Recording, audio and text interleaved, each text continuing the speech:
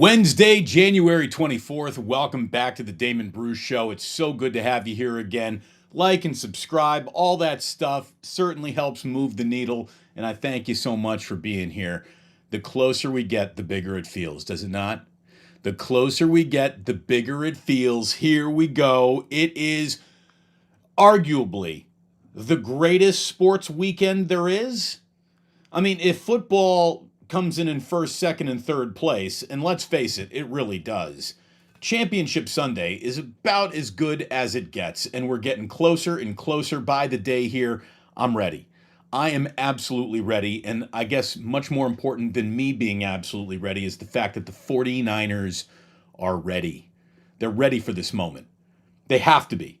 Look at all that they've been through. Look at all that they've accomplished. Look at all the suffering along the way, and there was some of it.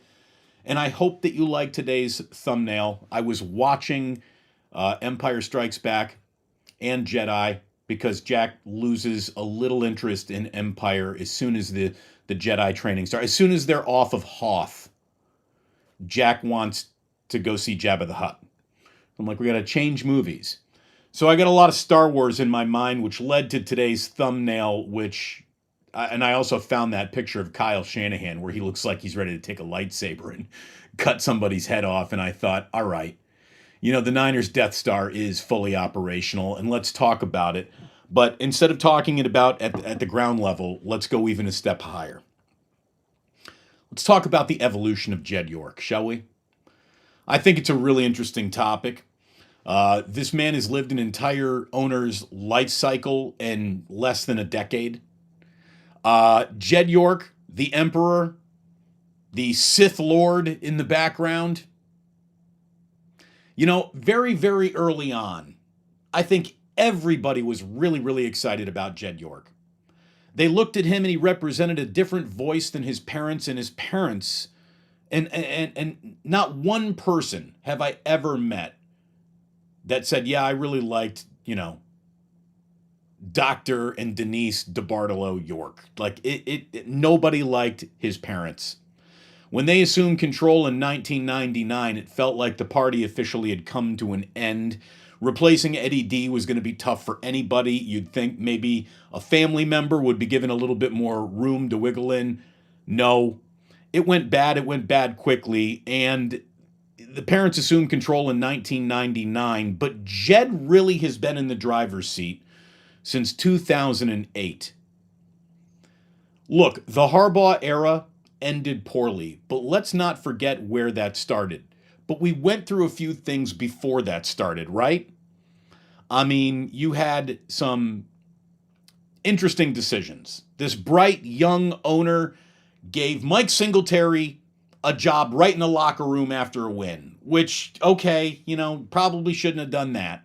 Probably should have let the natural cycle of looking for coaches and being very, very particular about this choice instead of going with the gut, going with the emotions. But let's not rewrite history. Mike Singletary's hiring at the time was popular. Quickly revealed itself to be the wrong choice, and it became unpopular quickly. But in the moment that it happened, fans were excited about that. Then you, of course, you had the Harbaugh era after the Singletary mistake. And the Harbaugh era ended with an ugly divorce, but for a minute there, I mean, that was Camelot.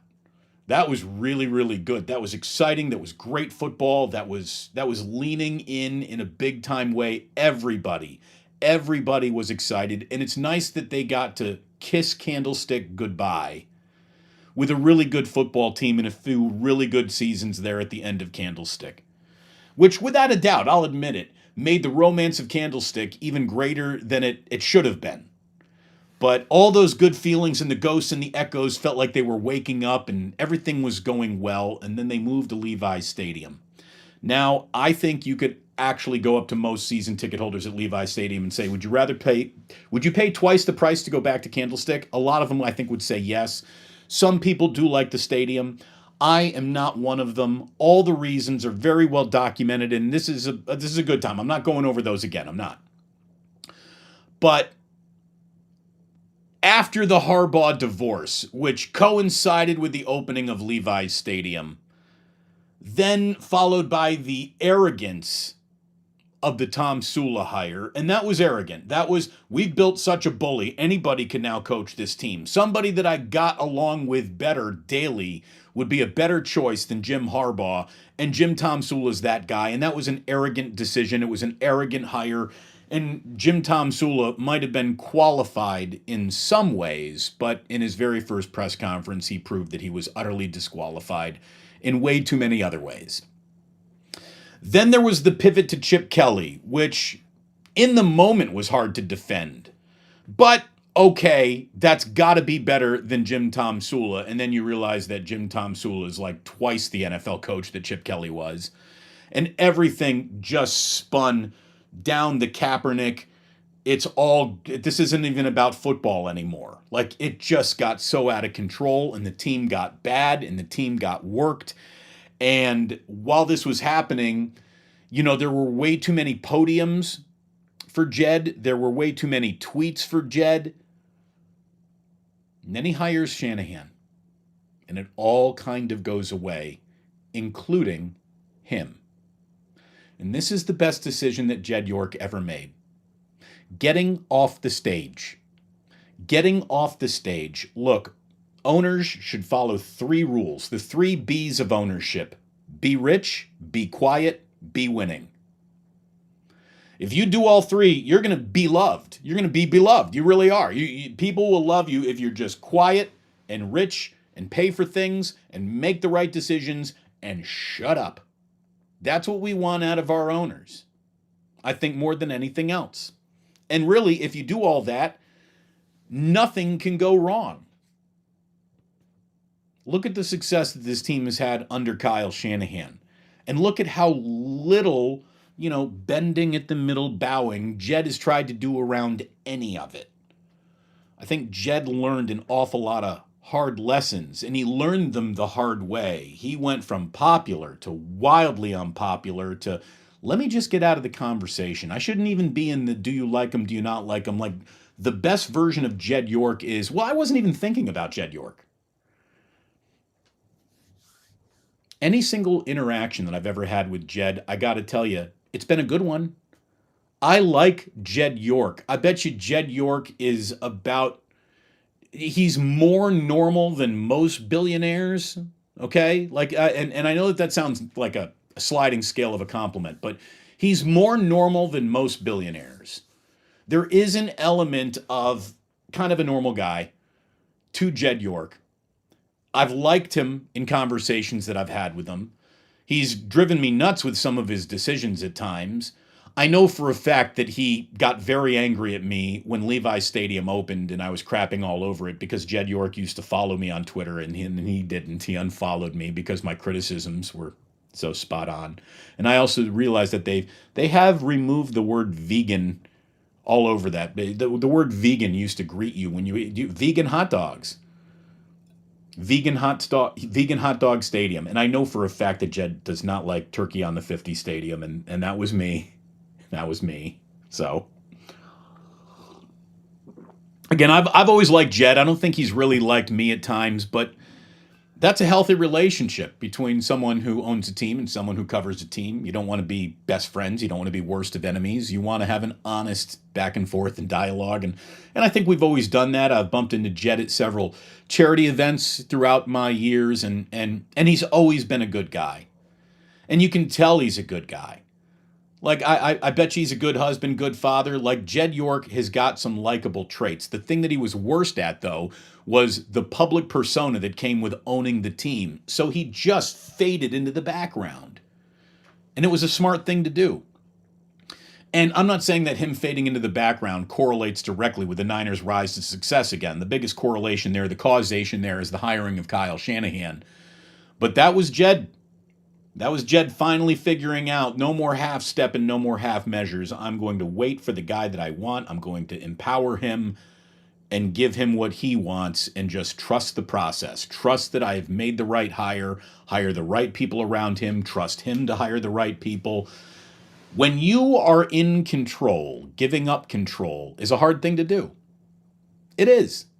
It is. And I think Jed ceding a little control was a hard thing for him to do. It was a tough choice to make. Might have been easier by the blowback and how unpopular that he became, but he did. He did the right things. Since Shanahan has been this team's coach, Jed York, how can you complain? I don't even think you've heard of Jed York. Like, when's the last time you've heard from Jed York? When's the last time you've seen Jed York? When's the last time Jed York has come to find you to bother you? It hasn't happened, right? It hasn't. And I think you got to give him a little credit there. And I think we're talking about the maturation process of an owner, or growing up, or being exposed to an incredible amount of public criticism, feeling like, oh shit, I don't want to go through that again, and then just starting to operate the right way. And I don't know if Jed York got specific advice from did he hire a PR firm? Did he get advice from other owners that he sought out? Did he? Well, I don't know how Jed's metamorphosis happened to, a guy who wanted to be standing in the middle of the third ring of the circus there, to someone who's comfortable with the circus happening in the tent while he's not even in the tent. Jed York is not asking for the close-up in between plays, and believe me, Jerry Jones does. Jerry Jones wants to make sure that he's going to get his requisite amount of close-ups at any point in time in an NFL game. Jed is not telling anyone, get the camera on me, make it about me. He's not. And I really think the next time that we hear from him will be what? In a couple of weeks, where maybe Roger Goodell hands him a Lombardi trophy, if we're all lucky enough to have that happen. I've buried Jed York at times.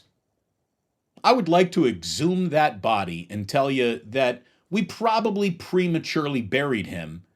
And if you just want to look at Jed York and what he's done through the prism of ownership, profitability, and business being done around the Niners, he is one of the best owners in all of football, and there's no doubt about that. The Niner brand is as robust a brand in sports in North America as you're going to find. And it's one of the very few North American sports brands that can honestly get into that global conversation. The Tennessee Titans are not a global base. They're not a global brand. The 49ers very much are. Very much are a global brand. And I might not like Levi's Stadium, but you know what? The NFL sure does. And the bottom line of the San Francisco 49ers sure does as well. And if that stadium were as bad as I project it to be, they wouldn't be getting a second Super Bowl, which they will have. So, clearly I don't like it more than the NFL. And the NFL likes the place. A second Super Bowl being awarded is all the proof that the team needs that it made the right decision, no matter what Damon Bruce thinks, or no matter what some fans who don't like it still think. The 49ers are worth $6 billion in the latest Forbes valuation. Now, $6 billion is the concept. If the 49ers actually put a Century 21 sign for sale in front of Levi's Stadium, it's going for 7. It's going for 8. Might go for $10 billion if it actually hit the market. I mean it. I used to think only the Dallas Cowboys would sell for that. The 49ers on the open market are worth more than they're valued at $6 billion right now. $6 billion. So $6 billion on paper, $7 billion in reality, $8 billion if there is if there are two people bidding against each other. Like San Francisco real estate, it's going to go for over asking. There's the sip of the day right there. So, in 2019, the 49ers were worth $3 billion. Now, to add $3 billion in terms of Forbes valuation just 5 years later, obviously that's just not Jed York's business acumen doing that. It's the new stadium's return. It's the new TV deal's return. But the amount of business that the 49ers do around their team is prolific. Is there a doorknob not sponsored? There is an official doctor, an official web service, an official provider, an official network server and official everything for the 49ers. You don't get these things as fans, but as a member of the media, I get emails about Niners business happening. And there's like 3 new emails in my box every single week about the 49ers proudly announce a new partnership with Company X, Brand Y, Person Z. So they're doing a staggering amount of business around the staggering amount of business that is just the NFL lifts all tide, all boats in its own harbor, because the rising tide of football's importance never wanes. Like the sea never recedes. The sea never recedes from just ultimate profitability for the NFL. It's just a money-making machine unto itself. It is maybe the only legitimate too-big-to-fail business in the United States. And when you look at it all, going back to Eddie D., who was like the patron saint of great owners, do you realize how much Eddie D. bought the Niners for? The team today that would, in a bidding war, go for what? $8.5 billion. Forbes says 6. I say 8. Eddie D bought this team for $17 million. Now, I'm sure that was an awful lot of money at the time. That was back when $17 million was a whole bunch of money. But that's amazing. $17 million when Eddie D bought the team. Now worth billions. Incalculable billions, basically, if this team really were to go to market. It's amazing. And I tell you, Jed's done a damn good job fading away. In a world where privacy is even harder to find than it was when Jed was stepping into the limelight, like, he's not on, is he on Twitter anymore? Does he tweet? I don't know. Does he have an Instagram? I don't even know. He is from generation young enough to still be wanting to get some fame and social media clout, but he's not seeking it. And that's good. And that's where I think the epicenter of the change in his public perception really begins. And as always in football, winning is the ultimate deodorant. Doesn't matter how bad anything smells. You win and things are good. By the way, if the Niners win and beat the Lions loudly, how many points are they going to score? Well, I don't know, but if you were an Ike's Rewards member, you already got 24 Rewards member points from last game, because Ike's is giving out member rewards points for every single point the 49ers score in the postseason. So I'm not just telling you to go to Ike's and get a delicious sandwich. I'm telling you to sign up for the Ike's app. Go into your app store, type in Ike, download it. That's a great way to get delivery straight to your house, straight to your office, and you start earning your way towards free sandwiches. How are you going to argue with that? Sign up for the Ike's Rewards Point. Free member rewards points for every single point the 49ers score here in the postseason. Want to also tell you that if you got any jingle jangle to throw at a few gambling inclinations that you might have, go to mybookie.ag and use promo code Damon when you sign up. And I'll also tell you, if you got creaky knees, creaky shoulders, if you got an elbow, you got joints that doctors are telling you got to replace that with surgery, you go talk to my man, Dr. Paul Hughes, before you do that. Orthopedicsurgeries.com to avoid an orthopedic surgery. If you're on the peninsula, his offices are in San Mateo. Use code word HUNTER for 50% off a procedure that could have you avoiding very intrusive surgery with cellular replacement therapy. I got Kobe knees. I feel really good. If you should go get Kobe knees too if your knees are barking at you. So thanks so much to Dr. Paul, who sponsors Post Game and Damon, and we will be post gaming at the 2-minute warning of the NFC Championship game this Sunday. I am ready, baby. And this is going to be It's going to be a hell of a game. I'll tell you, the more handicapping you do, if you don't want to be stressed out about 49ers Lions, don't do any. Stop comparing the two teams, because what you're going to find is an awful lot of similarity out there.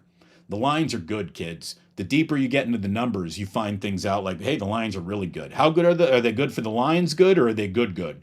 They were good compared to the league this year, level good in a lot of categories.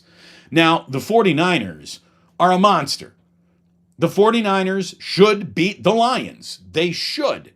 398 yards of offense a game in 2023 for the 49ers, with the 8th best defense in the NFL just in terms of yards per game.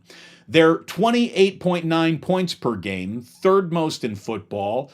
They were the third best in preventing their opponent from scoring. Only 17.5 points per game scored against the 49ers all year. That's the third best in the NFL. Kyle Shanahan has a plan. It works more often than it doesn't. He's got a roster full of weapons. We don't need to name them all right now, but we know that when Christian McCaffrey, Debo, Ayuk, George Kittle are out there playing with violence, they are a really good team. Defensive line, I want to see a level of violence appear amongst that group that we haven't seen in the last couple of weeks. And if that happens, things should be good. But I'll tell you, when it comes to scoring an awful lot of points, the Lions do that too. Lions are 5th most in football in points per game in 2023 at 27.1. Third best in yards per game. They're the second stingiest against the run. The Lions, when it comes to allowing points, though, because their secondary is beatable, they allow more points per game than the Niners do. 23.2 points per game puts them in the bottom third of the league, but they've got a good defense. That's a good football team over there. And you want to win a bar bet? You want to win a bar bet? Here's a bar bet for you to win on Friday or Saturday night when you're out at the bar. Put up your $10 against their $10, a drink, a cocktail. Here's a good bar bet. Who was second in the NFL in passing yards this year? Who was second in the NFL in passing yards this year? Now, you probably say, well, I thought Tua was first. Did he slip to second? No, it's not Tua. I know that Patrick Mahomes didn't have quite the year and the wide receiver help that he normally has, so that can't be it. So it's not Mahomes. Is it Josh Allen, or maybe it's, a guy who was in a situation where the results really weren't there in terms of wins and losses. Is it Justin Herbert? Who is the second most prolific passer in the end? It's Jared Goff. Jared Goff. How many people would tell you Jared Goff? It's Jared Goff.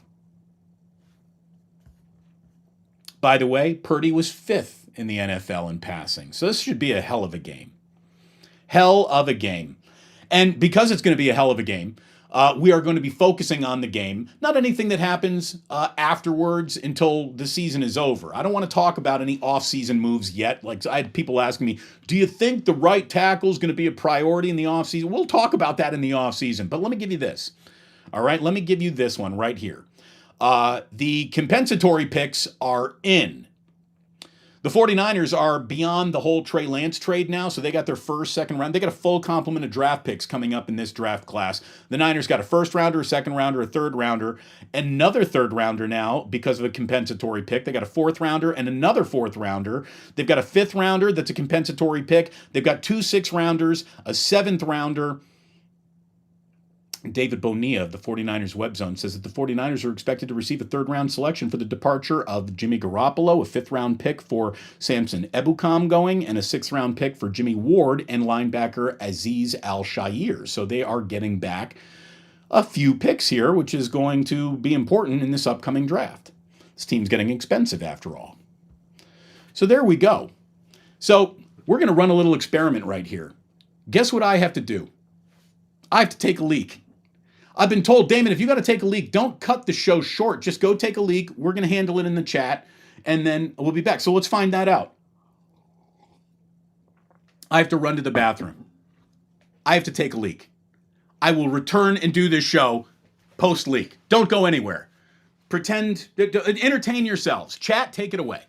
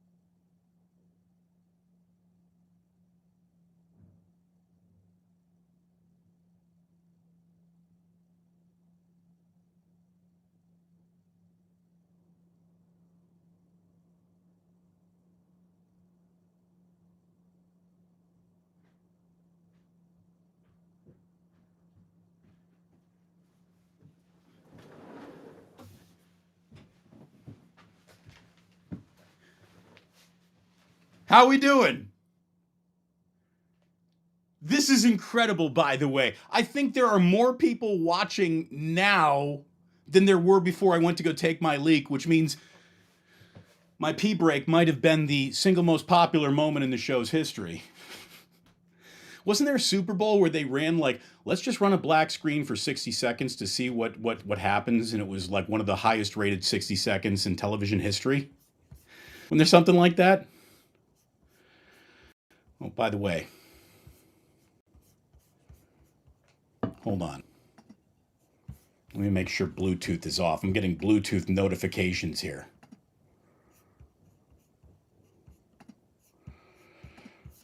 Hold on.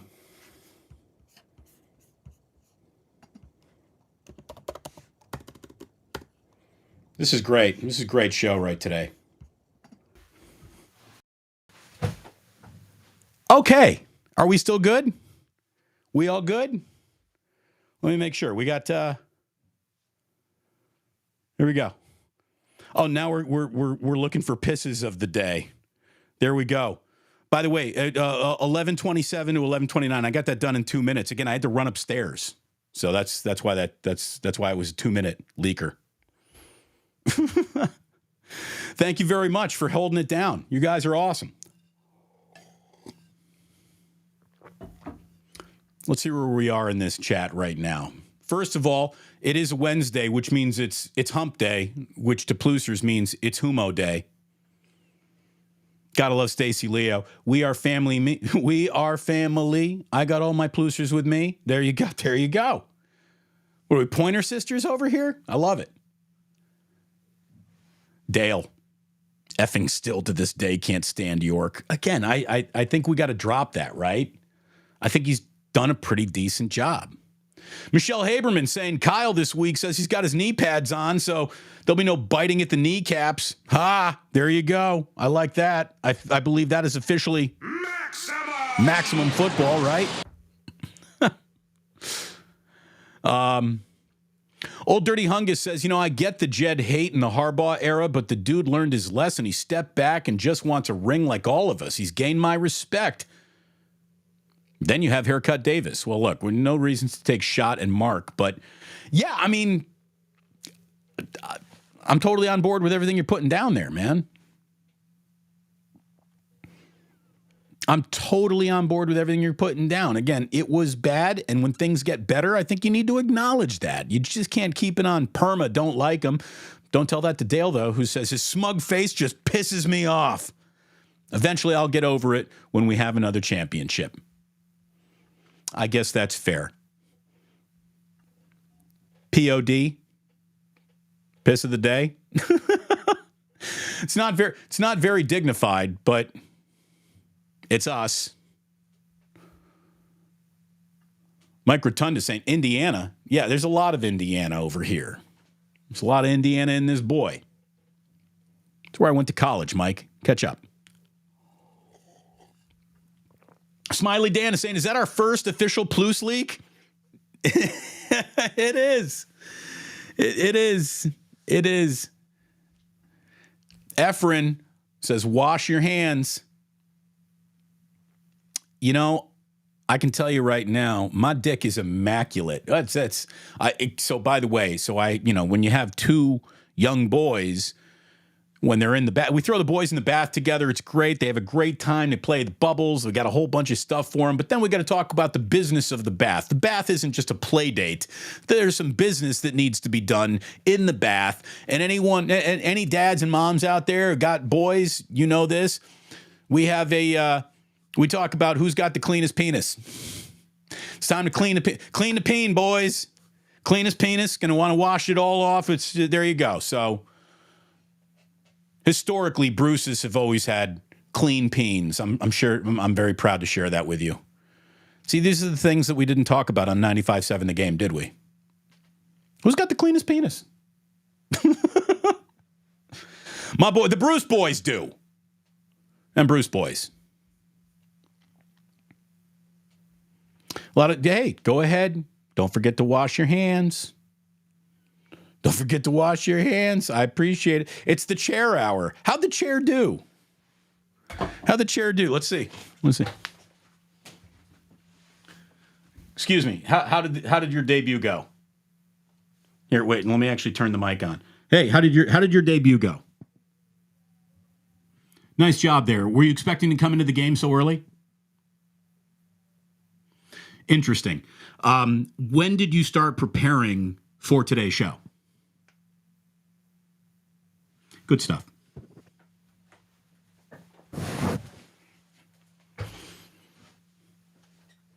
That's good interview. It's an exclusive interview, right? I should tout that as my exclusive interview today.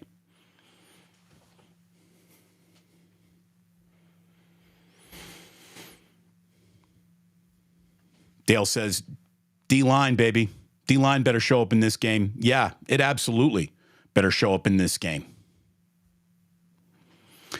This is so much better than filler music on those YouTube or Bay Area sports thing. Yeah, when they go to commercial and you got to get that bullshit music, there you go. Isn't the seat better?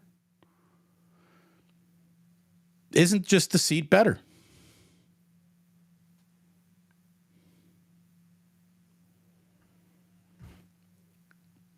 What is this? Damon sits while peeing. No. I'm no. Every now and then I do. At night, I will have a seat to take a leak in the middle of the night because I don't want to turn the lights on to bother me. And I got a wife. You don't want to. I feel like we've already shared too much.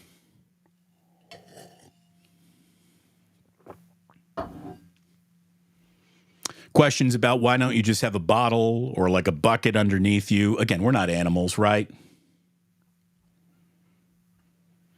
East Bay Ricardo, the chair spitting facts right now. That chair was unbelievable. What an interview. I'm glad we were able to get an exclusive there. Is Damon a hand on the wall, lean guy? Only in my finest of hours, Smiley Dan. I guess Kim joined us late. Did somebody go potty? That's exactly what happened. It's exactly what happened. You're monitoring the stream now? It was a weak stream? Racehorse. Come on, man. Racehorse. We're having fun. Thank you, Red Jet. Again, thank you, members. When I'm not here, all members of the initiated are in charge. I'm not going to tell you who is the most in charge of all the members of the initiated. You're all collectively in charge. Again, this was amazing. Maybe I got to time my bathroom breaks for the show more often. I didn't think it would go over that well.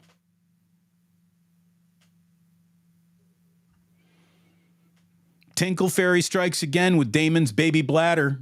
Normally I do a good job holding it all in. Again, today is like we've done well over 200 live shows together here now, and first pee break in 200 shows. I'll tell you what the problem was is I got up a little early this morning, drank a big glass of orange juice first thing out of bed this morning. I over liquefied. That's what happened. I over liquefied. All right, couple of things that I also wanted to get to today. Well, really, just two other things. So you know who usually doesn't get fired? Coaches that have their team winning and in second place, but that's what happened in Milwaukee. Adrian Griffin got fired, and right now the Bucks would be the 2 seed, and this happened in his very first season on the job. And apparently the Milwaukee Bucks brought in Doc Rivers to consult because their defense had been slipping. And so they're like, Doc, what can we maybe do to improve this team? And did Doc Rivers snake this job and say, well, fire that guy and hire me? This is weird, right? Despite having the second best record in the Eastern Conference, the Bucks fired Griffin just 43 games into his head coaching career. That is a dick move. Your first head coaching shot ends like that? That stinks. Now, according to, Woj, the Bucks believe that Rivers' history of coaching star tandems makes him uniquely suited to maximize Giannis and Dame Lillard together. But man, that's brutal, right? That is brutal. That is absolutely brutal. So the Milwaukee Bucks, who used to, with Giannis and the fact that they, weren't some big market team that got big market nasty or just, to me, the Milwaukee Bucks went from, I think I'm rooting for you to, I think I'm now rooting against you. It's just, what a dick move. Unless there's something that we're about to find out that Adrian Griffin also did. That's a dick move. And that's the only NBA I got for you before we slip into Club Plus, other than the fact that the Warriors are going to be back on the court tonight for the first time since a death in the family. And you know what? I'm going to be rooting for the Warriors tonight. Hopefully they can find a win. Hopefully they can start feeling a little bit more like themselves. And maybe this is a rally point. Maybe this is a turn it around moment in the year. I don't know if that's even available. I'd like to just see them beat the Atlanta Hawks tonight. That there's a group of guys who deserves to feel good for a minute after a week of just being incredibly sad and having gone through something that is incredibly life-changing. It's one thing had they found out, hey, a coach got sick and passed away. It's another thing to be in the room when it happens. Again, if you haven't read the Marcus Thompson piece on how it all went down in The Athletic, you should. And if, you can't extend a little sympathy for this team and what they're going through, you're just dead inside. So hopefully they get into the win column. Hopefully they feel good. Final thought before we get into Club Plus today. I got to go to the bathroom again. No, I'm just kidding. Finally, to America's least important major sport, not named hockey, which means it's time for baseball news. First of all, Rhys Hoskins not going to be a San Francisco Giant. Nope. Not signing him either. What would he have done? He probably would have been the best hitter in the lineup. That's what he might have done, but he's going to Milwaukee, I believe. And we got the Hall of Fame vote. 3 Hall of Famers, Joe Mauer, Todd Helton, and Adrian Beltre, elected by the Baseball Writers Association of America. Beltre, who got 95% of the vote on 385 writers who cast ballots. That is, of course, Adrian Beltre was going to be a Hall of Famer. That was an easy choice. And Todd Helton, in his 6th go-around on the ballot, got in. Again, Todd Helton, a Hall of Famer? Sure, I don't have a problem with it. I really don't. I'm good with that. I'm good with that. And Joe Mauer eventually being a Hall of Famer because really, he's more qualified for the Hall of Very Good than he was for the Hall of Fame. But there are very few catchers in the Hall of Fame. I like a guy who never went about bettering his situation and played with one club. He was a career twin. That, to me, edges him closer to Cooperstown. And I think there's a day where Joe Mauer should have gotten in. First ballot Hall of Fame, Joe Mauer. Get the fuck out of here. First ballot Hall of Famer, Joe Mauer. First ballot Hall of Famer, which is reserved for the best of the best of the best of the best of the greatest of the greatest of the greats. First ballot Hall of Famer, Joe Mauer. Get the fuck out of here. What are we talking about? First ballot Hall of Famer, Joe Mauer? In what universe? In what universe is Joe Mauer a first ballot Hall of Famer? I think, come on. His numbers for a catcher are good. They're really good. Career 300 hitter, but he's got very little power throughout his 15 years. I mean, come on. First ballot Hall of Famer, Joe Mauer? What's your favorite Joe Mauer memory? I'll wait.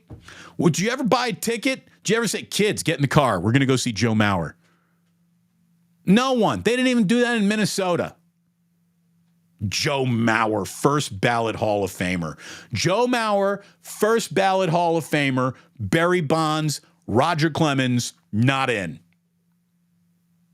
I mean, again, I can't help you from yourself, Baseball Hall of Fame. Like, I can't help you. If you want to go ahead and lose all credibility, continue the path you're on. Good God. Joe Mauer, first ballot Hall of Famer. Get the fuck out of here. That pissed me off. Eventually. Like, Joe Mauer should have been the guy who, he was a career twin. Everybody likes him. Nobody's got a problem with Joe Mauer. So on the last, on the last chance for him to get in, we'll let him in, or later on down the line, maybe he gets in because it wasn't a very good class that year. So, stick Joe in there. Okay. First ballot Hall of Famer, Joe Mauer. You know what was never said about Joe Mauer once in his career? That guy's going to be a first ballot Hall of Famer. Not once. Not once. First ballot Hall of Famer, Joe Mauer. Get out of here. I'm sorry. What I just said about Joe Mauer is literally the most exciting moment of Joe Mauer's career. So you're welcome, Joe. It's crazy. By the way, to prove to you that baseball just doesn't matter like it used to, more people watched Chiefs and Bills on Sunday than all 5 of the 2023 World Series games put together. Chiefs, Bills, 50 million average viewers. World Series, all 5 games combined, 45 million. Wow.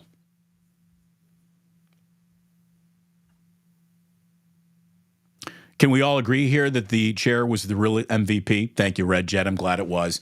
How am I supposed to edit around this, right? How am I supposed to put this out in the podcast? Do I leave the gap in audio to demonstrate how long that pee took me? I don't know. I have to figure it all out when it's said and done. I think I'll probably edit it out, but since there is so much pee talk throughout the show and the interview with the chair, it needs to be understood that we were through the looking glass together today. We did something on the air today that I've never done, ever, in my life. Leave a show on the air to take a leak. There used to be commercial breaks for such a thing. I need to get like a "we'll be right back" sign or something like that. Either way, thank you for being back here on this Wednesday afternoon, Humo Day to all you plusers. Thank you so much for listening to the pod, and I will let you know that sports don't build character, they reveal it. And like that, he's gone.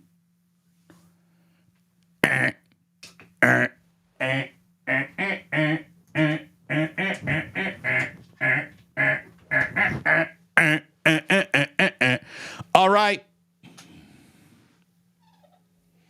All right.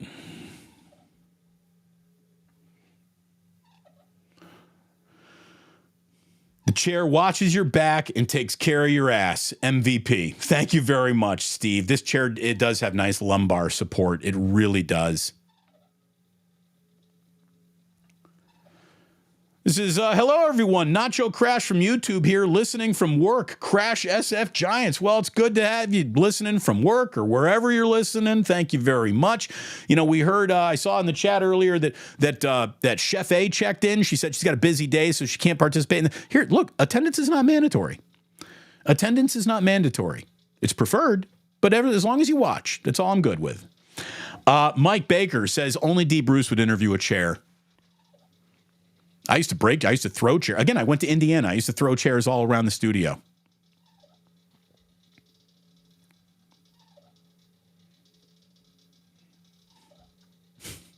Again, the chair is just here so it won't get fined. Thank you, Red Jet.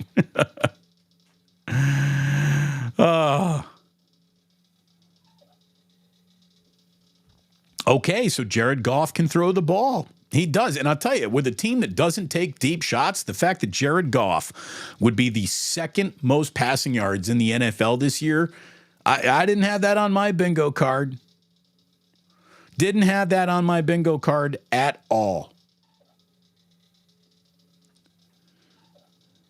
Ralt Dissimo.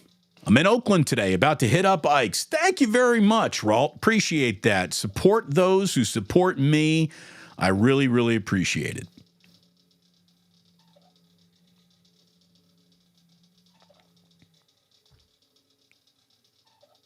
Efren Williams says, if you were a real man like Mark Schlereth of the Broncos, you would just let it flow for the sake of the team.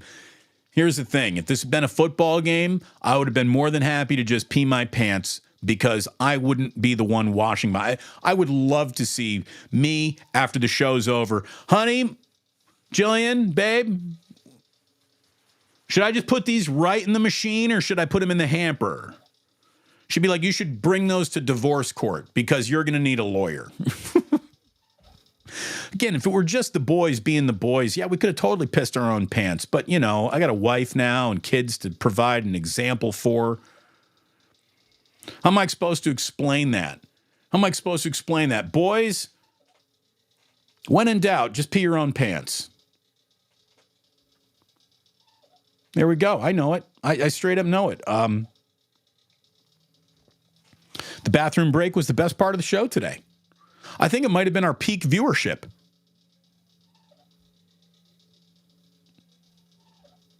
Albert says, hey, Damon, I own my own company. I would be happy to sponsor your bathroom break. Is such a thing available?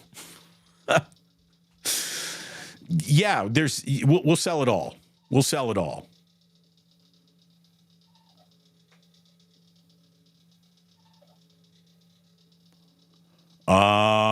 What else we got going on here? The chat, again, the chat exploded during the bathroom break. The chat exploded during the chair interview.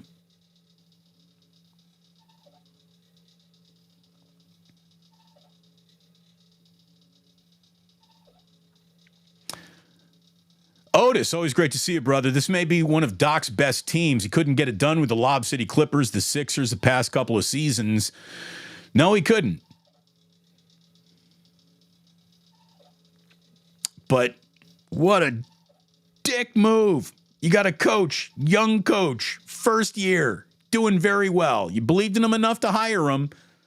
The team believes in him enough to be the second best record in the Eastern Conference. And here comes, Doc, that's brutal. Again, I won't be rooting for him. I hope there's a huge Milwaukee collapse now. Jude Wellington, what do you expect from the Warriors going forward? I can't expect them to turn things around this season.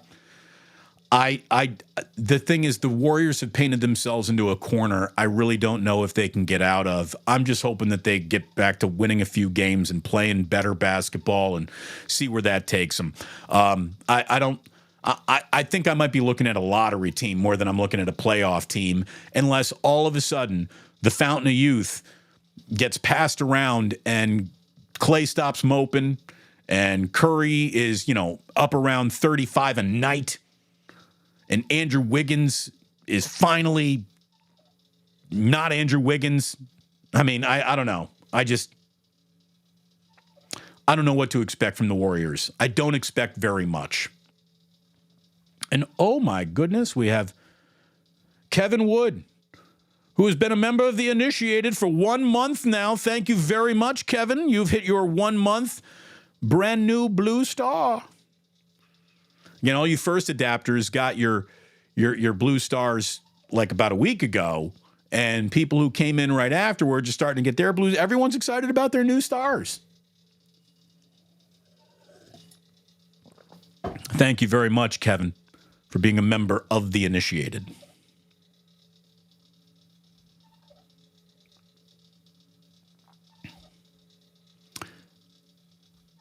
And, Kaiser, I thought the exact same thing, right? There's got to be something else going on. If a coach of a good team is getting let go in his first year, again, something is happening. There's got to be another element other than Doc Rivers is available, because Doc Rivers was available at the beginning of the year before you hired Adrian Griffin. So I don't know what's going on here.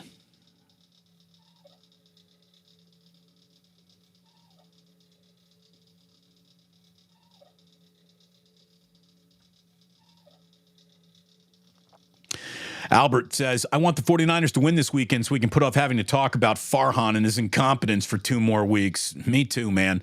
Here's what I know. Football means this channel has just gone up, ticked up like you're going to the top of a roller coaster. Tick, tick, tick, tick, tick, tick, tick, tick, tick, tick, tick, tick, tick. As soon as the Niner season's over, I know what's coming. And because I know what's coming, and because Larry Krueger knows what's coming, Larry and I actually had a very interesting conversation about what we are going to be doing with Wake Up going forward after football season. The only thing I know for sure is we're going to have a couple of sad and dying local sports talk radio stations absolutely crapping their pants. I'll tell you that much. Stay tuned. Watch this space for more information.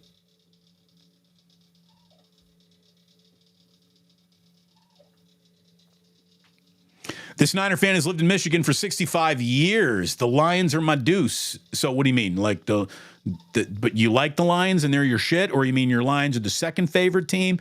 So you're a man of conflict. Here's what I tell you right now, Roy boy. And I like you, Roy boy. You are in here an awful lot. You're a great member of this community that we've built. No sports bigamy. I do not believe in sports bigamy. Unless you're a kid, this whole my first favorite team, my second favorite team, my third favorite team. I'm not down for it. I don't swing that way, baby.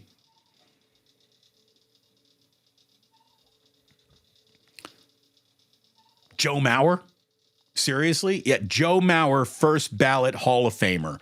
First ballot Hall of Famer, Joe Mauer. What are we doing? Again, good guy, likable player, very good career. First ballot Hall of Famer? Come on. Smiley Dan, Barry must just laugh and say, Joe Mauer must have been really nice to the writers. Oh, he was. Everybody really liked Joe Mauer. A gentleman, a friendly person. No controversy around Joe Mauer. Not never. Everybody liked Joe Mauer. But liking Joe Mauer into the Hall of Fame on the first ballot is absolutely absurd.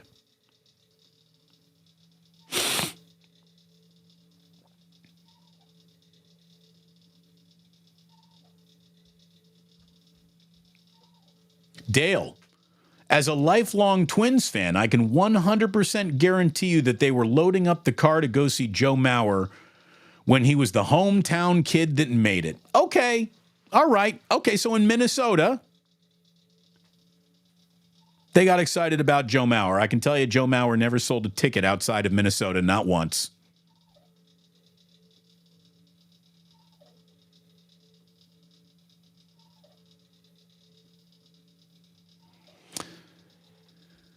It's been a while since we've seen Legends Pizza in here. Great to see you, Legends Pizza. Good morning, all my peeps. We've missed you. Hope you're doing well, man.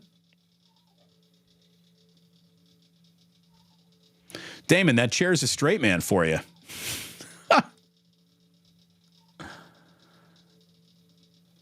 Should put Ozzy in the chair. It's Michelle Haberman. Again, Ozzy's at daycare right now. He's at preschool, so didn't have the chance to do that.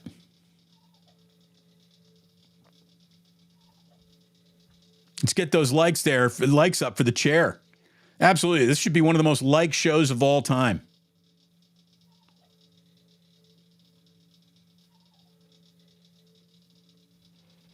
Tom Sawyer saying, Damon, with the lighting in the background, I'm waiting for a Night Fever dance break.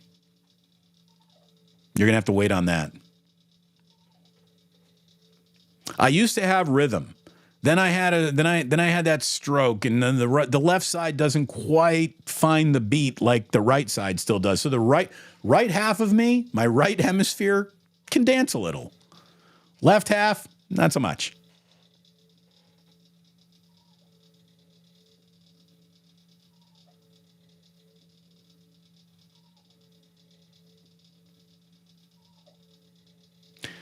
All right, kids.